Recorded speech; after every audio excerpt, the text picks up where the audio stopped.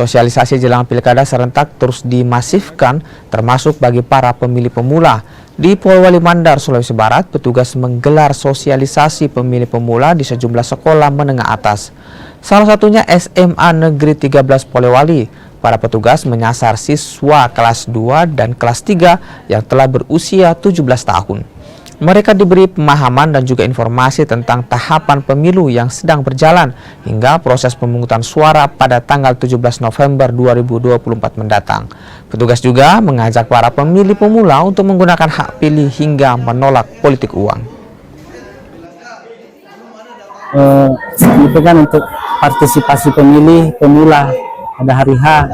Jadi mungkin yang kemarin sempat memilih di pemilu itu sudah merasakan, dan teman-teman adik-adik yang belum pernah merasakan ini pasti masih butuh edukasi dari teman-teman penyelenggara.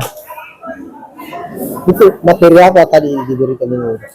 Adapun tadi yang kami sampaikan ini terkait tahapan-tahapan apa saja yang sedang berjalan, terus kebetulan ini baru selesai juga pencoklitan, jadi ini kami sampaikan kepada adik-adik bahwasanya adapun kalau ada yang belum dicoklit itu bisa melapor ke kelurahan masing-masing. Disampaikan itu tentang bagaimana cara memilih, kapan di pemilihannya itu tanggal 27 November 2024.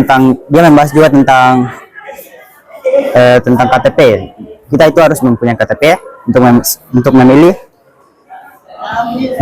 untuk pemilihan nanti. Jadi persiapannya untuk pemilihan nanti apa ya? Ya, persiapannya untuk pertama itu yang membuat KTP. Terus saya cari-cari informasi tentang orang-orang yang mau mencalonkan, supaya saya cari visi misi dan tujuannya untuk jadi gubernur atau bupati itu.